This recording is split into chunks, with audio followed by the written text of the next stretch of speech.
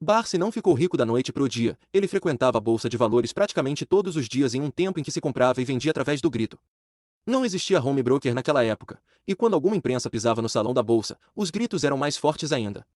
Não havia internet ou celular, mas as informações chegavam tão rápido ao pessoal do salão quanto hoje em dia.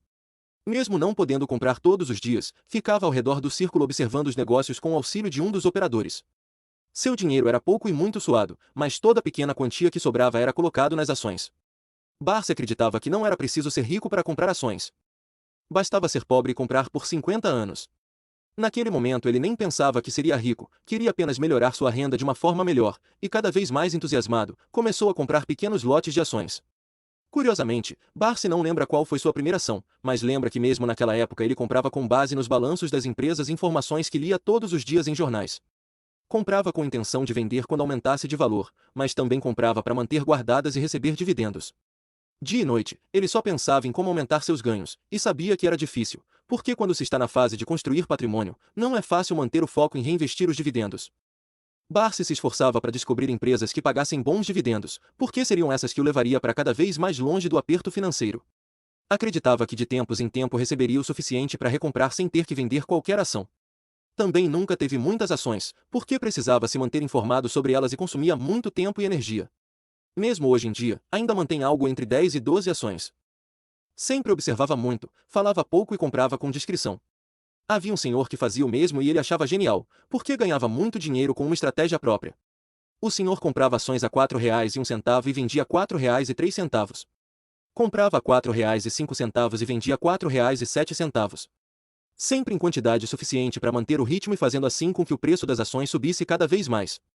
Barsi sente muito orgulho de ter o conhecido, conviveu com ele por mais ou menos 3 anos e aprendeu tudo o que pôde com ele, que morreu em 1974, com 48 anos. Nunca conseguiu dizer que ele foi seu mentor, e lamenta até hoje. A maior lição que aprendeu foi que ao operar determinada ação, é preciso utilizar uma estratégia que resulte em lucro.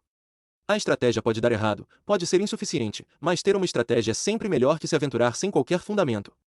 Com o passar dos anos e modificações na bolsa de valores, Barsi se juntou a 3 amigos e criaram uma corretora, onde ele tinha uma participação de mais ou menos 12% e era operador.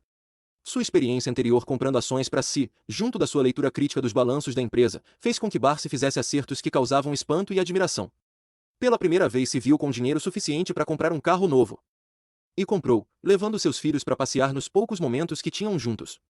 Com o evoluir dos negócios, trocou de carro de novo, o que fez com que sua ex-mulher o chamasse para aumentar a pensão, o que acabou sendo resolvido na justiça.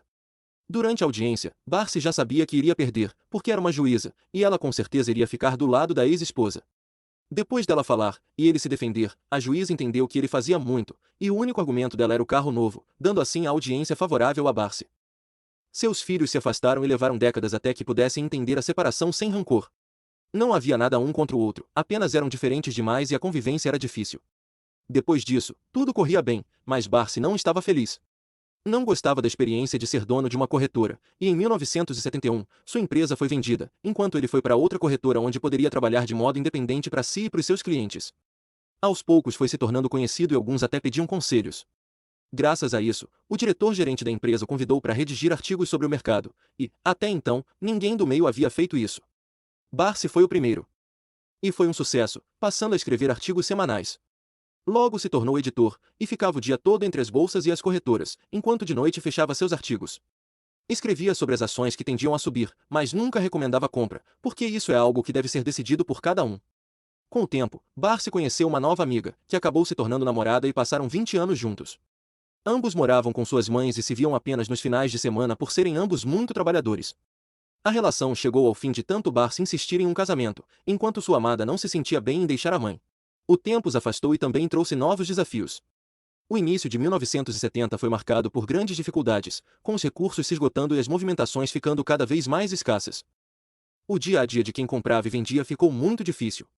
As coisas só começaram a melhorar em 1974, quando as empresas inadequadas saíram e sobraram apenas as que se consolidaram.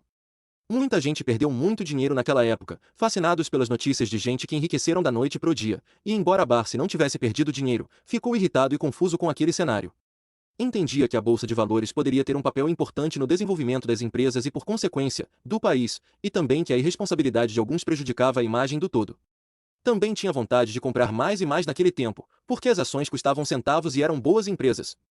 Mas infelizmente não tinha dinheiro para isso, e aqueles que tinham, quando compravam, não terminavam nada bem. Bom, obrigado por acompanhar essa história incrível até aqui. Você faz a diferença e é apenas o começo.